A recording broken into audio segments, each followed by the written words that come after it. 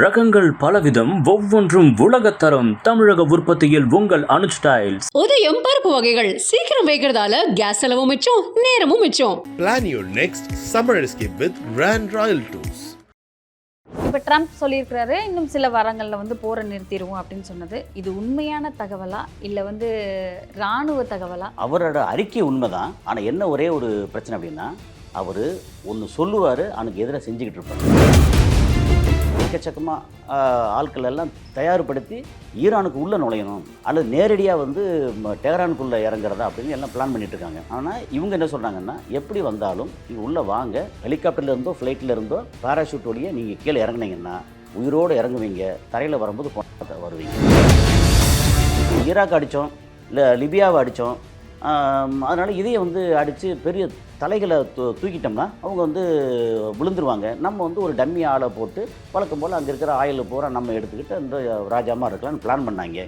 ஆனால் உள்ளே இறங்கினதுக்கப்புறம் பார்த்திங்கன்னா இவங்க ரொம்ப எமோஷனல் பீப்புள். இது வரைக்கும் மொத்த சரித்திரத்துலேயும் இது பாரசீகம், பெர்ஷியா, அங்கே உள்ள கால் வச்ச எந்த மன்னரும் கடந்த 5000 வருடங்களா சொல்கிறாங்க, எந்த மன்னரும் எந்த நாடும் ஜெயிச்சதில்லை. அப்படியே தோற்றுட்டு போயிருக்காங்க அல்லது போனதுக்கப்புறம் நாடே செதஞ்சிருக்கு. அந்த நிலைமை இன்றைக்கி அமெரிக்காவுக்கு வந்திருக்கு.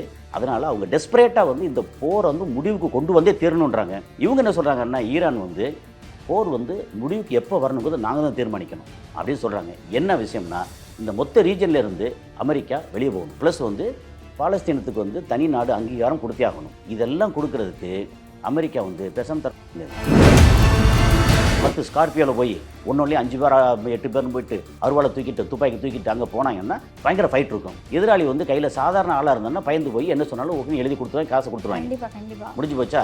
இவன் ஒரு 10 ஸ்கார்பியோவில் போகிறான், அவன் ஒரு 20 ஸ்கார்பியோவில் நிற்கிறான்னு என்ன செய்வாங்க? பயந்துருவாங்க சார். 20 ஸ்கார்பியோ பார்த்தா பயப்படுவாங்க. கிட்டத்தட்ட அதே நிலமை தான்.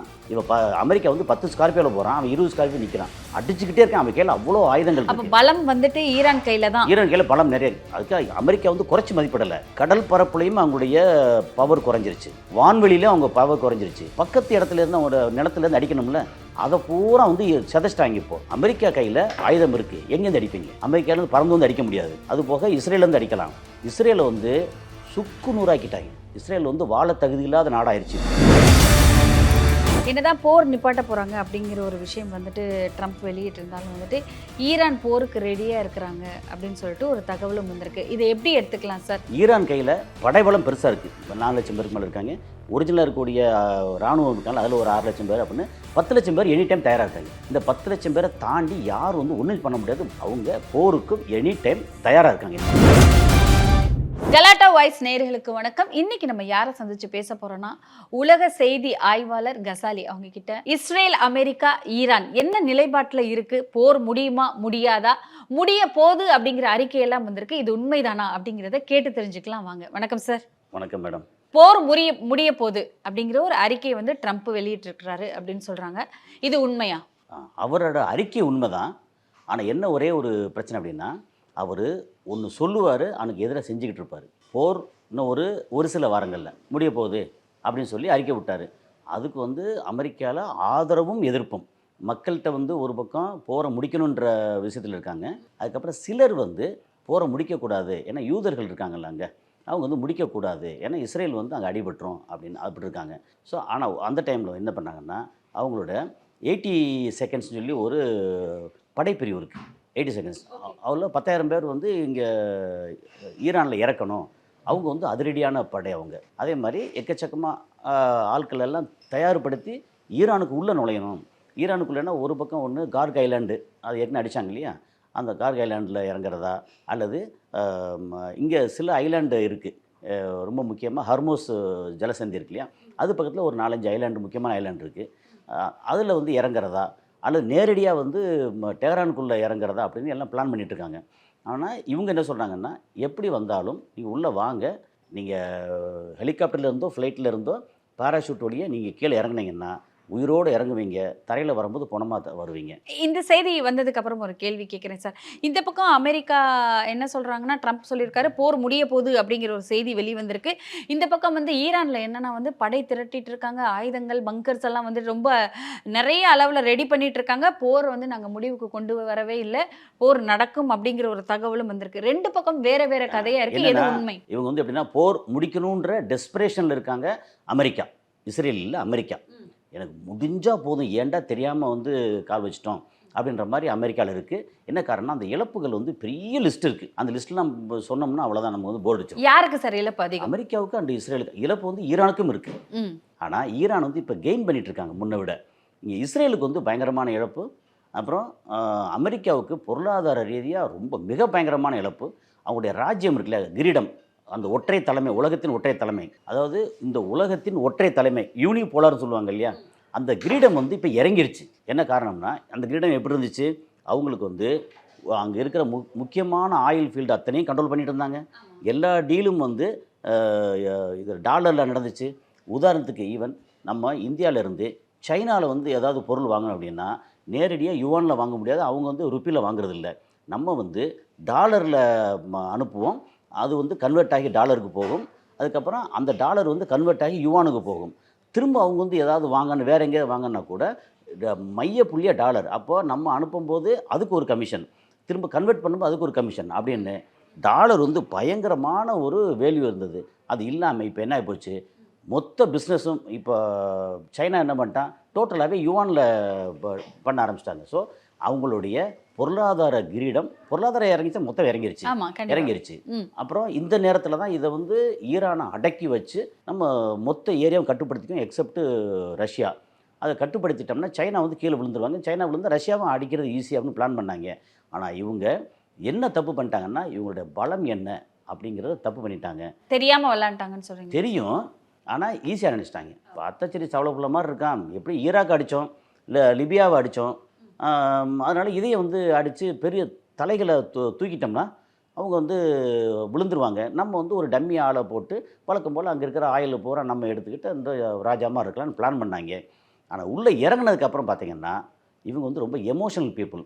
இது வரைக்கும் மொத்த சரித்திரத்துலேயும் இவங்க வந்து பாரசீகம், பெர்ஷியா, அங்கே வந்து உள்ள கால் வச்ச எந்த மன்னரும் கடந்த 5000 வருடங்களா சொல்கிறாங்க, எந்த மன்னரும் எந்த நாடும் ஜெயிச்சதில்லை, அப்படியே வந்து தோற்றுட்டு போயிருக்காங்க, அல்லது போனதுக்கப்புறம் நாடே செதஞ்சிருக்கு அப்படின்னு. ஸோ பாரசீகம் வந்து ஒரு என்ன சொல்கிறது, ஒரு பயங்கர மோசமான இது, நீ கால் வச்சா கெட்டு போனேன் அப்படின்ற மாதிரி அந்த நிலைமை வந்து இன்றைக்கி அமெரிக்காவுக்கு வந்திருக்கு.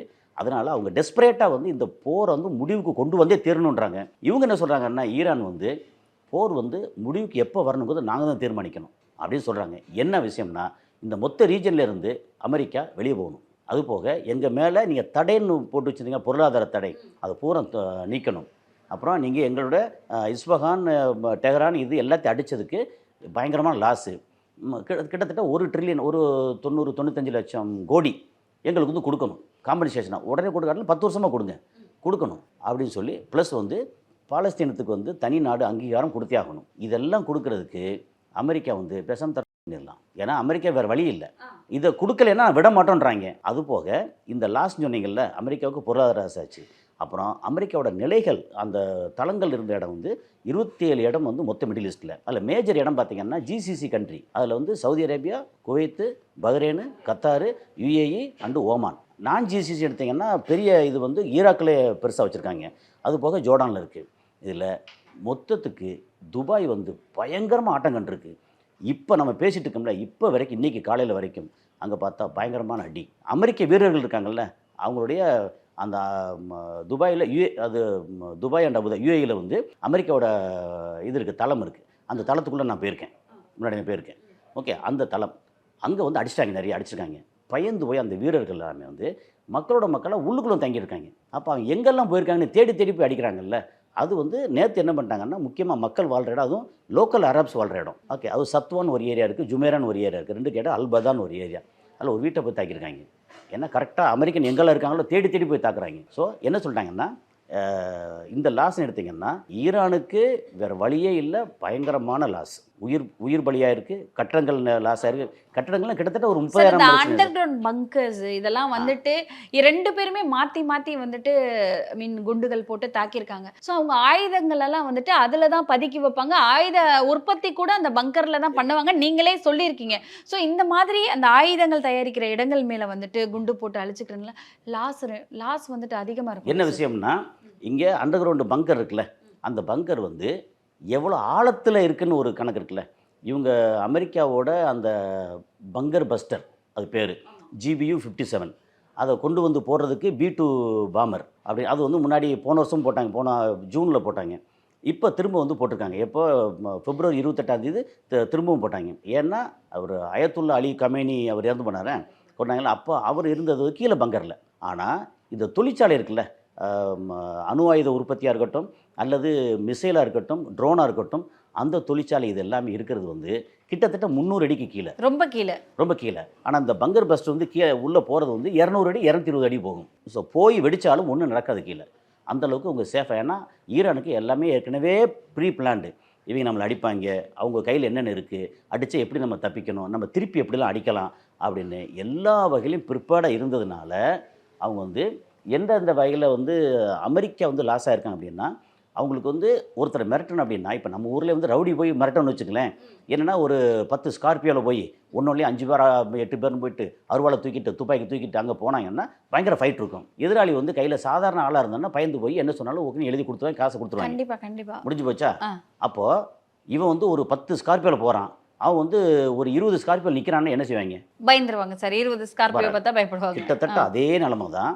இவன் அமெரிக்கா வந்து 10 ஸ்கார்பியோவில் போகிறான், அவன் 20 ஸ்கார்பியோ நிற்கிறான், அடிச்சுக்கிட்டே இருக்கான். அவன் கையில் அவ்வளோ ஆயுதங்கள். அப்போ பலம் வந்துட்டு ஈரான் கையில் தான். ஈரான் கையில் பலம் நிறைய. அதுக்காக அமெரிக்கா வந்து குறைச்சி மதிப்பிடலை. ஆனால் அமெரிக்கா வந்து அவன் நாட்டில் அவன் பெரிய ஆள், இன்னொரு நாட்டுக்கு வந்தாச்சுன்னா அவனுடைய பலம் இருக்குல்ல, அது எப்படி பார்த்தாலும் இன்னொரு நாட்டை சார்ந்து இருக்கணும். தளங்கள் எல்லாத்தையுமே போட்டு அடின்னு அடிச்சிருக்காங்க.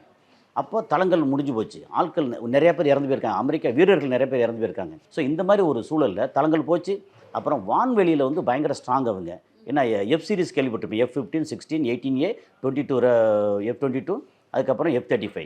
F-35 வந்து ஆர்டர் கொடுத்து நீங்கள் 10 வருஷம் கழிச்சு தான் உங்களுக்கு சப்ளை அப்படின்ற அளவுக்கு பேசியிருந்தாங்க. நீங்கள் சொல்கிறது இந்த ஃபத்தே 1, 2, 3 அது இல்லை, இது வந்து மிசைல். ஆனால் அமெரிக்கா வச்சுருக்கிறது வந்து ஏர்கிராஃப்ட் இது ஏர்கிராஃப்ட், அதாவது விமானம்.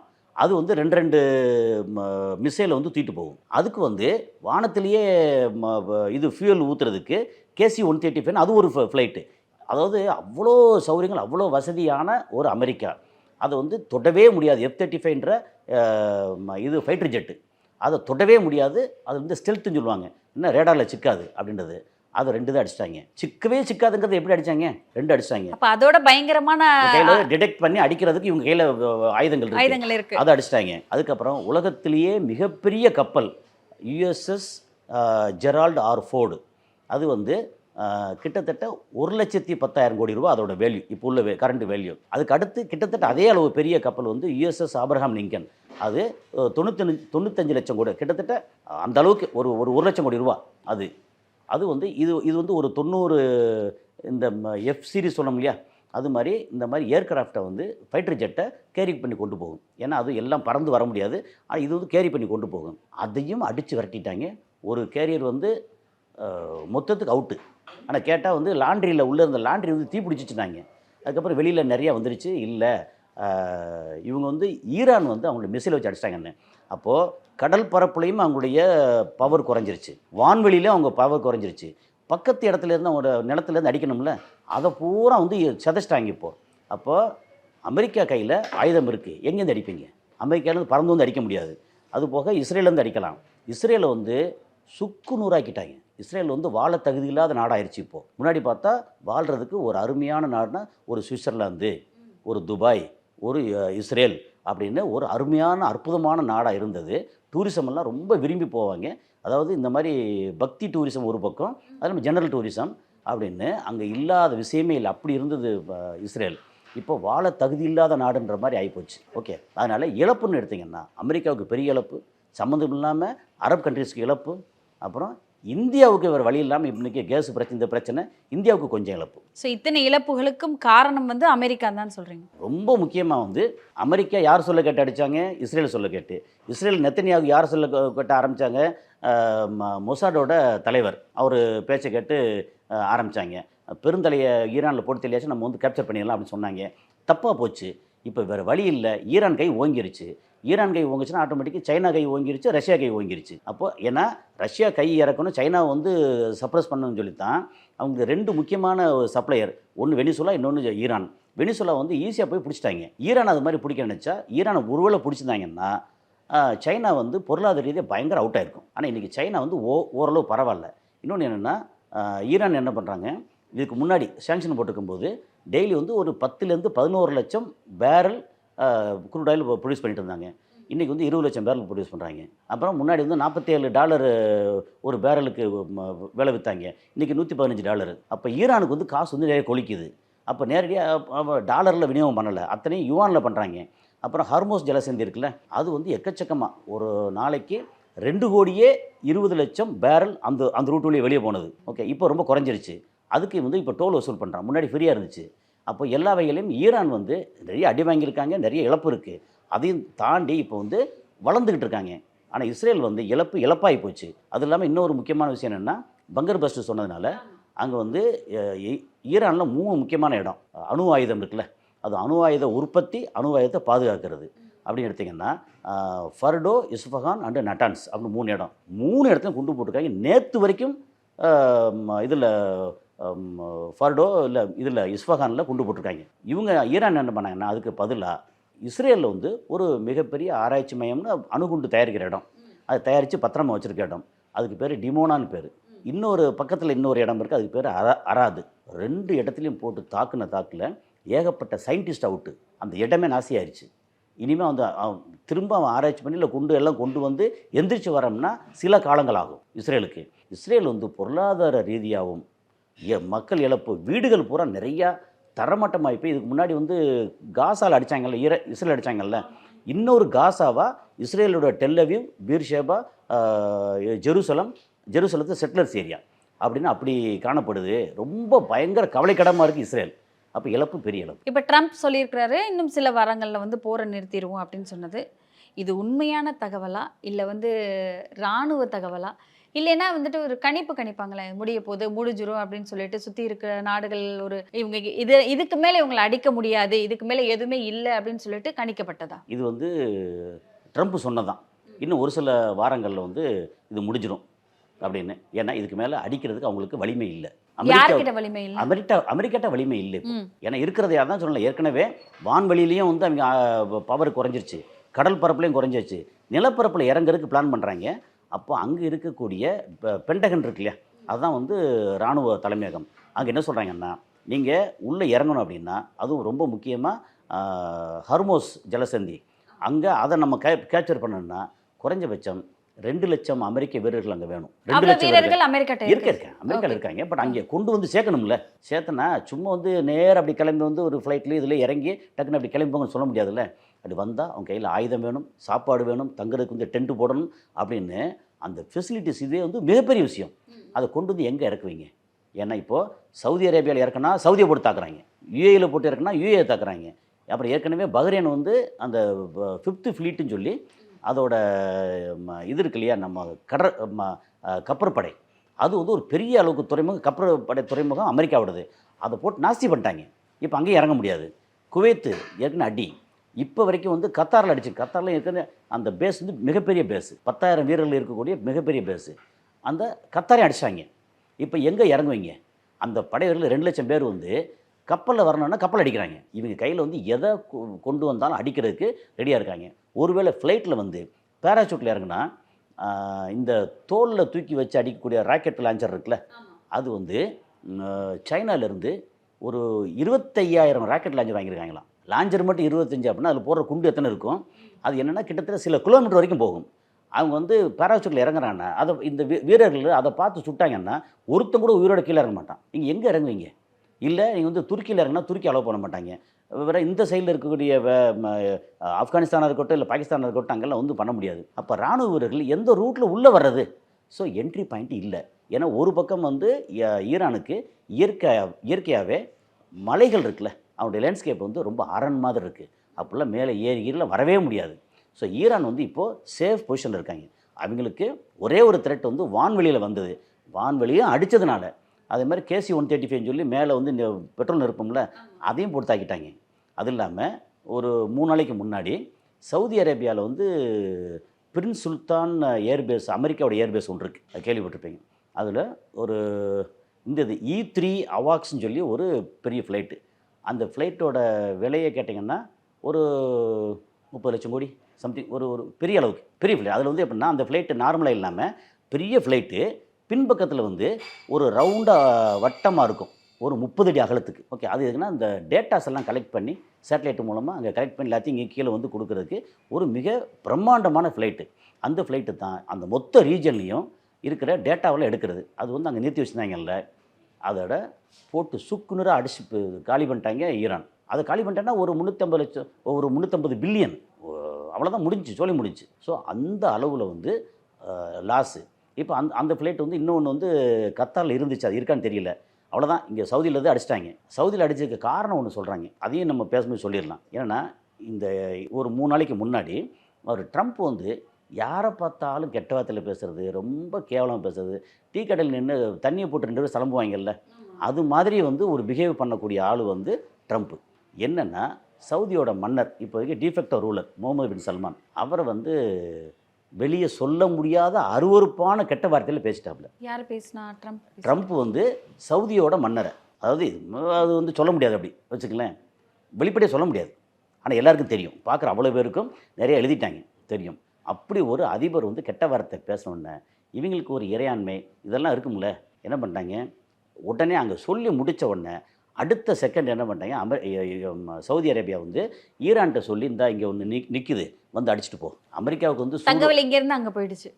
கண்டிப்பாக நான் திருப்பி இங்கே ஆப்ரேட் பண்ண அடிக்க மாட்டேன், நீ வந்து மிசைல் அனுப்பு, ட்ரோன் அனுப்பு, அடிச்சிடுவோம் அப்படின்னு உடனே அடினா அது ஒரு பயங்கரமான எக்ஸ்பென்சிவ். அது உள்ளுக்குள்ளே தகவல் வந்து ஒரு மொத்த ஃப்ளைட்டில் தகவல் இருந்த area second part, rear part இருக்குல்ல, ரியர் பார்ட்டு ஃபுல்லாக தகவல், அவ்வளோ தகவல் அத்தனை வந்து உடச்சி சுக்குநீர் ஆகிட்டாங்க, முடிஞ்சு போச்சு. அமெரிக்காவோட தகவல் வந்து அங்கே நிறையா முடிஞ்சு போச்சு இல்லை. So flight out. அப்போது இதுக்கான என்ன நீ வந்து கெட்டவதை திட்டினால ஈரான் வந்து இங்கே அடிக்கிறான், நான் வந்து அலோவ் பண்ணிட்டோம். அதுக்கப்புறம் இப்போ முக்கியமாக அடுத்து என்ன பண்ண, இந்த சொன்னதுனால என்ன பண்ணிட்டாங்கன்னா, இது வரைக்கும் ஒரு 50 லட்சம் கோடிக்கு வந்து ஒப்பந்தம் போட்டிருந்தாங்க, அதுக்கு ரத்து. இப்போது அமெரிக்காவுக்கும் சவுதி அரேபியாவுக்கும் இப்போ வந்து சண்டை பிரச்சனை. ஸோ இந்த வார்த்தை பேசுனதுனால தான் இந்த விஷயங்கள்லாம் நடந்து வருங்க. வார்த்தை மட்டும் இல்லை, அது சொல்கிறது வந்து நீ இங்கே தளம் அமைச்சு இதுக்கு அமைச்ச, எங்களுக்கு பெட்ரோலியம் ப்ராடக்ட்டு ரிஃபைனரி இருக்குது, எக்ஸ்ப்ளோர் பண்ணக்கூடிய ஆயில் வெல் இருக்குது, ஓகே, இது எல்லாத்தையும் வந்து பை ப்ராடக்ட்டுக்கு இடம் இருக்குது. ஒரு பக்கம் அந்த யான்பு, இந்த பக்கம் அல்ஜுபேல், இந்த பக்கம் ராஸ்தனூரா அப்படின்னு சவுதி அரேபியா. எனக்கு இதெல்லாம் வந்து நான் எல்லா இடத்துக்கும் போயிருக்கேன், எனக்கு தெரியும், நாங்கள் ஒர்க் பண்ணேன், அதனால் தெரியும் எனக்கு. ஸோ இந்த இடமெல்லாம் வந்து இங்கே இருக்குது. இதில் யாராவது ஃப்ளைட் வழியாவோ, மிசைல் வழியாவோ, ட்ரோன் வழியாவோ, அந்த டைமில் ட்ரோன் வரல, ட்ரோன் வழியாவோ தாக்க வந்தால் திருப்பி தாக்கி எங்களை பாதுகாக்கிறதுக்கு உனக்கு இடம் கொடுத்துருக்கோம், பணம் கொடுக்குறோம். ஆனால் நீ முதல்ல உன்னோட ஃப்ளைட்டே உன்னோட ஆட்களை பார்த்துக்க முடியல, அவங்க அடிக்கிறாங்க, உனக்கே நீ பாதுகாப்பு கொடுக்க முடியல, நீ எனக்கு எப்படி பாதுகாப்பு கொடுப்ப? ஏன்னா அமெரிக்கா வந்து லிட்ரலி தோத்துருச்சு, அடிச்சிருக்காங்க. அதாவது ஈரானை வந்து பயங்கரமாக அடிச்சிருக்காங்க. அதை தாண்டி அடித்து அவன் பணியணும்ல, அடிக்கடிக்கு வீரியமாக வந்துட்டு இருக்காங்க அவங்க. அதனால் அமெரிக்கா தோத்துருச்சு. அதனால் உங்கள்கிட்ட வந்து ஆயுதம் வாங்கியோ நான் உங்களுக்கு காசு கொடுக்குற பிரயோஜனம் இல்லை, உங்கள்கிட்ட உள்ள ஒப்பந்தம் பூரா கேன்சல் அப்படின்னு நேற்று கொடுத்துருக்காங்க. ஆமாம். என்னதான் போர் நிப்பாட்ட போகிறாங்க அப்படிங்கிற ஒரு விஷயம் வந்துட்டு ட்ரம்ப் வெளியிட்டிருந்தாலும் வந்துட்டு ஈரான் போருக்கு ரெடியாக இருக்கிறாங்க அப்படின்னு சொல்லிட்டு ஒரு தகவலும் வந்திருக்கு. இதை எப்படி எடுத்துக்கலாம் சார்? இது வந்துட்டு ஒரு மாதிரி அவங்கள ஈரானை பாதுகாத்துக்கிறதுக்கான ஒரு திட்டமா, இல்லை வந்து கொடுக்க போகிற எதிரடி வேற மாதிரி இருக்கும் அப்படிங்கிற மாதிரியான ஒரு திட்டமா? ஈரான் கையில் படைபலம் பெருசாக இருக்குது. அதாவது IRGCன்னு ஒன்று இருக்குது, அது வந்து இஸ்லாமிக் ரெவல்யூஷனரி காட்ஸ் கார்ப்ஸ் அப்படின்னு அவங்களுடைய ஒரு அமைப்பு, ஓகே, இராணுவ அமைப்பு. அதில் ஒரு 4 லட்சம் பேருக்கு மேலே இருக்காங்க. ஒரிஜினலாக இருக்கக்கூடிய இராணுவ அமைப்புகள் அதில் ஒரு 6 லட்சம் பேர் அப்படின்னு 10 லட்சம் பேர் எனி டைம் தயாராக இருக்காங்க. இந்த 10 லட்சம் பேரை தாண்டி யாரும் வந்து ஒன்றும் பண்ண முடியாது. பயங்கர, ஏன்னா நாட்டை காக்கணுன்ற ஒரு மனப்பான்மையில் இருக்கிறவங்க, அவங்கள தாண்டி போகவே முடியாது, எங்கேயும் போக முடியாது. வான்வெளியில் மட்டும் அடிக்க முடியும். அந்த வான்வெளியும் வந்து இப்போ நிறைய இடத்துல வர முடியாத அளவுக்கு பண்ணிட்டாங்களா. இப்போது உள்ள இவங்க போருக்கு தயாராக எப்போ என் டைம் என்ன போர் இருந்தாலும் நாங்கள் தயாராக இருக்கோம் அப்படின்னு சொல்லி ஈரான் சொல்லியிருக்காங்க. ஈரானோட லாஸ்ட்னு எடுத்திங்கன்னா ஏகப்பட்ட தலைவர்கள் இழந்திருக்காங்க. அப்புறம் ஸ்கூல் பிள்ளைங்க அவுட் ஆகிருக்கு. ஒரு 30,000 ரெசிடென்ஸ் வீடுகள் இருக்கு இல்லையா, அது தரமட்டமாக இருக்குது ஈரானில். அப்புறம் இப்போ நட்டான்ஸ் வரைக்கும் அங்கே பயங்கரமாக பங்கர் பஸ்ட்டை போட்டு அடிச்சிருக்காங்க. அங்கே வந்து திரும்ப சரி பண்ணுறதுக்கு சில மாதங்கள் வருடங்கள் ஆகலாம். அந்த மாதிரி அவங்களோட இழப்புங்கிறது வந்து பெரிய இழப்பு. அதை தாண்டி இன்னும் அவங்ககிட்ட ஆயுதம் எக்கச்சக்கமாக இருக்குது. ஓகே, அப்புறம் இராணுவ வீரர்கள் இன்னும் தயாராக இருக்காங்க. இந்த மாதிரி நேரத்தில் அமெரிக்கா வந்து இறங்கிருச்சு. இப்போ என்னென்னா, எனி டைம் நாங்கள் வந்து போர் வந்து நிறுத்த தயாராக இல்லை. எங்களோட டிமாண்ட் என்ன, எங்களோட இறையாண்மை இதெல்லாம் இங்கே காக்கப்பட்டால் மட்டும்தான் நாங்கள் அடுத்த கட்டத்தை யோசிப்போம் அப்படின்னு இப்போது ஈரான் வந்து பிடிவாதமாக இல்லை. ஆனால் எங்களுடைய டிமாண்ட் இது, அதை நிறைவேற்றணும். அதை வந்து அது ஓன்ட்ட நீ ஏன் கேட்கணும், நீ வந்து இந்த இடத்த விட்டு காலி பண்ணு, நாங்களே பேசிக்கிறோம். எங்களுடைய அண்ணன் தம்பி தான் இங்கே இருக்கிற அரப்ஸ் எல்லாமே, அதனால் அவங்ககிட்ட நாங்கள் பேசிக்கிறோம், நீ ஏன் உள்ளே வந்து நாட்டம் பண்ணுற அப்படின்னு அவங்க போருக்கு எனி டைம் தயாராக இருக்காங்க. இன்னும் ரெடியாக இருக்காங்க. ரகங்கள் பலவிதம், ஒவ்வொன்றும் உலகத்தரம். தமிழக உற்பத்தியில் உங்கள் அனுஜ் டைல்ஸ். உதயம் பருப்பு வகைகள் சீக்கிரம் வைக்கிறதால கேஸ் செலவும் மிச்சம், நேரமும் மிச்சம். Plan your next summer escape with Grand Royal Tour.